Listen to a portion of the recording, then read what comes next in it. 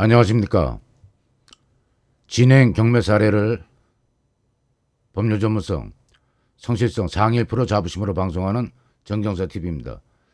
정경사TV는 공허하거나 현실과 동떨어진 법률 이론, 어떤 교과서적인 그런 개념 정리보다 실제 진행되는 경매를 권리 분석을 하면서 순서에 따라 문제되는 등기부등본 사항이라든지 물권명세서, 현황조서서 순서대로 빠짐없이 권리 분석하고 있습니다. 빠짐없이 권리 분석하는 이유는 경매 진행 과정에서 입찰을 보고 상당히 많은 숫자가 발생이 되는데 입찰 보증금 건 상태에서 그때서야 어떤 하자를 발견하는 겁니다. 그래갖고 대금 미납을 하기 전에 이의 신청을 한다든지 하는 경우도 있는데 거의 기각당하고 재경매로 들어가는 경우를 정경사TV에서는 영상 초반 영상 한 40번까지는 쇼츠, 롱폼 포함해갖고 재경매 사례를 집중적으로 다뤘습니다. 무하마드 알리가 복싱에서 아웃복싱 나비처럼 날면서 벌처럼 쏜다. 그것도 안 맞으려고 하는 거죠. 안 맞고 기회 나면 때리고 들어가고 원투 스트레이트로 주로.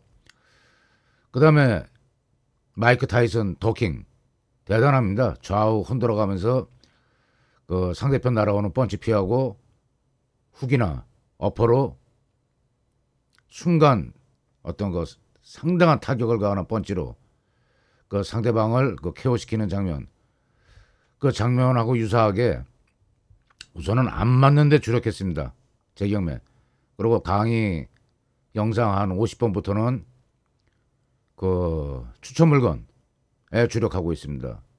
이제 안 맞으면 동원해서 자금을 동원하셔갖고 경매 입찰을 봐서 해야 어떤 결과가 나오지 않겠습니까?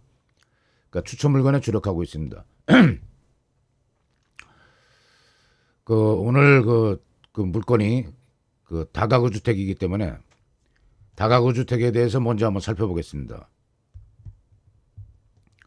공동주택 종류가 단독주택, 다중주택, 다가구주택 이렇게 주택 종류가 나뉘는데 연립주택, 공동주택 중에는 아파트, 주택으로 사용하는 층수가 5개층 이상인 경우 연립주택은 주택 바닥 면적 합계 660평방 이상 가능하고 4층 이하, 다세대 주택 바닥 면적 합계 660평방 이하, 4층 이하 연립과 바닥 면적 같습니다. 다가구 주택은 여기서 다가구 주택이니까 좀 세밀하게 보겠습니다. 지하 제외하고 3층 이하 1층을 주거 외 주차장 등 사용할 경우 해당 층 제외 가능. 그러니까 필로티 구조가 가능하다는 얘기겠죠. 바닥 660평방 이하 19세대 이하 이런 까다로운 제한 조건이 있습니다. 그리고 중요한 게 다가구 주택의 주민등록 전입할 경우는 동번호와 호수까지 아파트 다세대인 경우에는 이제 기재하게 되어 있는데 분할 등기가 되지 않은 다가구 주택은 도로명까지만 기재하고 동번호와 호수는 본인이 신청 있는 경우에만 주소끝 부분에 기재하도록 되어 있습니다. 큰 차이죠. 본물건 소재지는 영등포구 대림동 1060-61 한번 위치 한번 보겠습니다.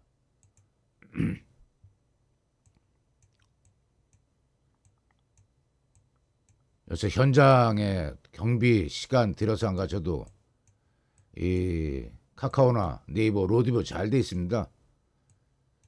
이 물건 주의 한번 여건 살펴보는 중입니다. 외부 도로로 살짝 나왔습니다. 아이고 이 중국 연변적 어떤 타운입니다. 타운 대림동 대표적인 한자를 좀 아는데도 한글로 또 써있네요. 여기 마라톤 반점 이 텔레콤 아마 대리점은 선불폰이 전문일 겁니다. 어쨌든 바로 중국인 타운 하나 골목 하나 들어와서 소지하고 있는 입지 여건을 갖추고 있는 다가구 주택입니다.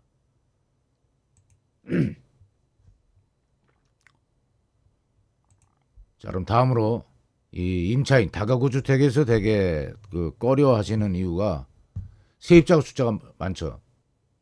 야, 저거 어떻게 쫓아내 저거? 그러니까 오히려 다가구 주택이 간단할 수가 있습니다. 이 말소기준 권리가 근저당권입니다. 본건에서는 대림 새마을금고 2009년 1월 21일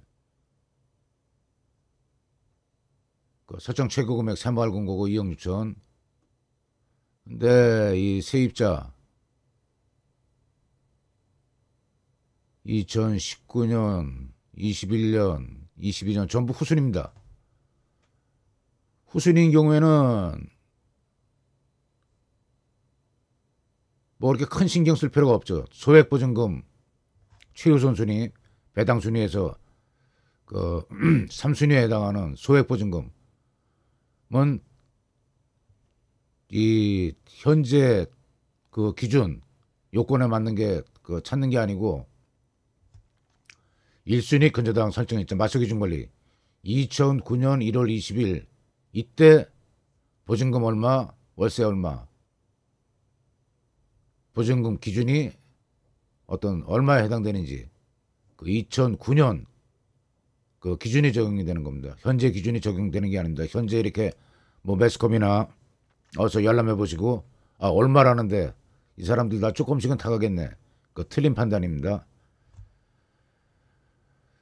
그리고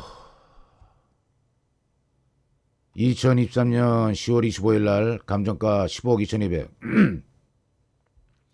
처음 유찰되고 11월 1월 유찰되고 2024년 2월 6일 다음 달 6일 7억 7,900 그러니까 3번 유찰되고 감정가 51.2%에 진행이 됩니다. 어떻게 보면 많이 떨어진 거죠.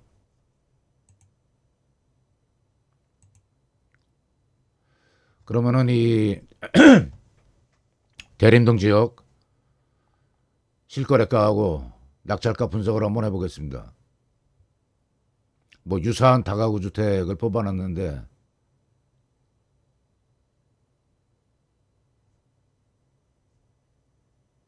전월세 금액 나와 있고 거래 금액은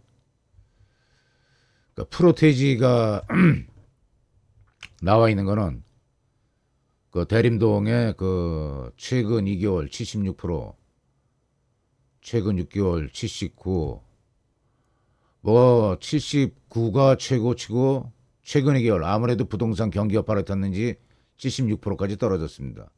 그럼 대략 입찰가 어느 정도를 생각을 해야 되는지 가늠해 보시고 다음 순서.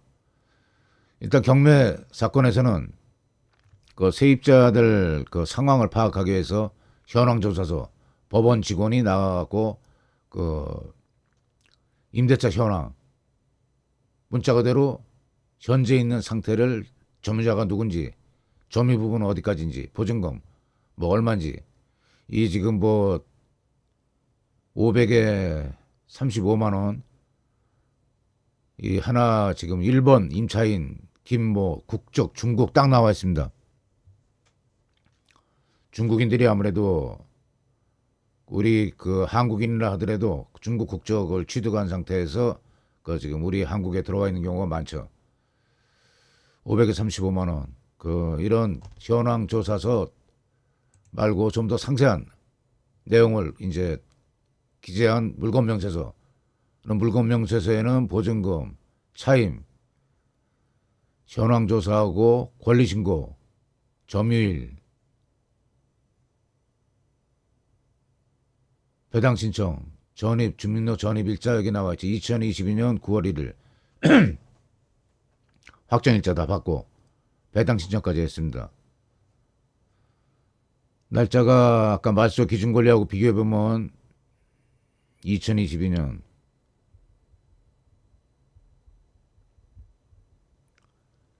2009년 이래서 다가구 주택이 임차인 크게 신경 쓰실 필요가 없다는 얘기입니다. 2009년이 지금 그 말소기준 관리입니다. 한번 그 전체적으로 전입일자 한번 쭉 보겠습니다. 세입자 김영 모씨 국적 중국. 전입일자가 2022년 김옥 모씨 여기도 중국. 2021년 안복 모씨 미상 뭐 500에 30. 전입일자가 미상인 경우도 있습니다.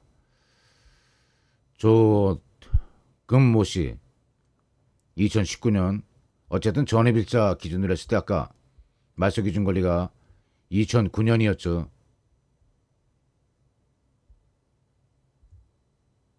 2009년 했기 때문에 그래서 그 다가구 주택 사람 머릿수 많습니다. 머릿수 많으니까 이거 저기 명도할 때 어떻게 해야 되나 이런 생각하시는 경우가 많은데 의외로 이렇게 쭉 파고들다 보면은 이 물건은 세입자는 걱정할 필요 없겠구나.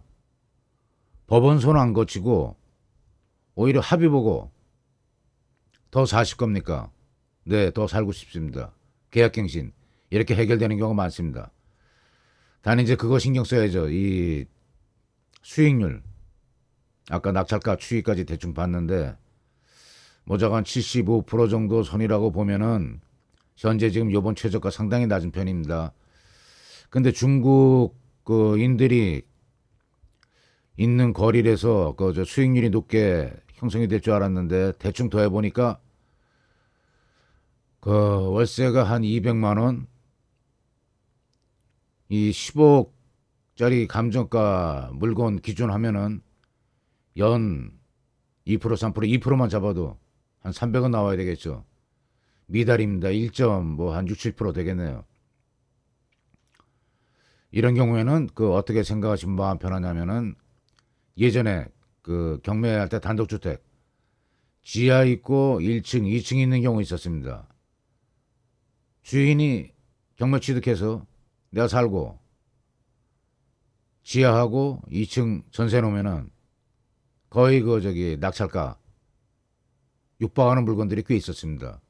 요새도 있는지 한번 그 살펴보고 한번 이렇게 그 추천 물건으로 분석해 보겠습니다.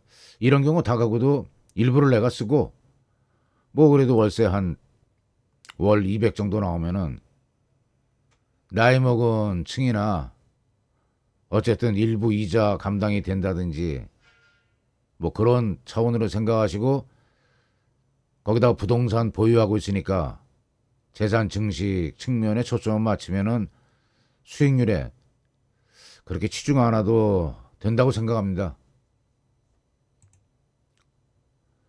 다음으로는 그 등기부에 이 소유자 권리관계가 상당히 복잡한 어떤 말소 안 되는 권리라든지 말소 기준 권리보다 앞서는 가처분이라든지 점유 이전, 소유권 이전, 금지 가처분이라든지 이런 게 있는지 살펴봅니다.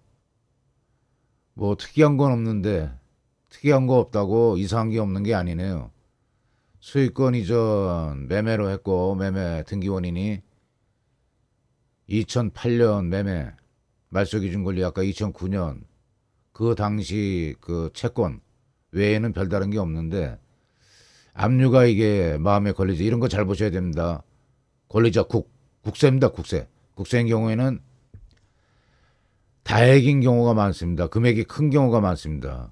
그 다음에 영등포구 지방세, 국세 골고루 있는 겁니다.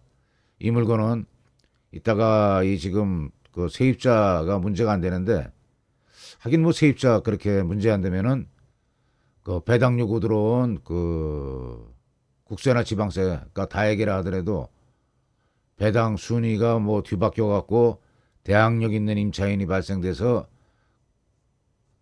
어떤 하자 있는 물건으로 분류돼서 그 대금 안 내고 대금이나 하고 재금면에 들어가는 그런 그 루트하고는 좀 다른 종류 물건이라고 봐야 되겠습니다. 자, 문건 접수 내역 한번 봅니다. 문건 접수인에겐 교부 청구자가 아까 압류 한 경우에는 이 교부 청구를 안 해도 압류 효력이 발생됩니다. 압류나 가압류 안 한 국세, 지방세, 조세는 여기에 그 교부 청구를 해야 그 일반인이 배당 요구한 것처럼 그 배당에서 반영해 줍니다. 자, 교부 청구와 교부권자, 서, 공공, 교부 청구서 이것도 대개 서, 공공이면은 지방세라고 봐야죠. 어쨌든 교부 청구권자가 아까 국세 있고 지방세 있었는데 또 있는 겁니다.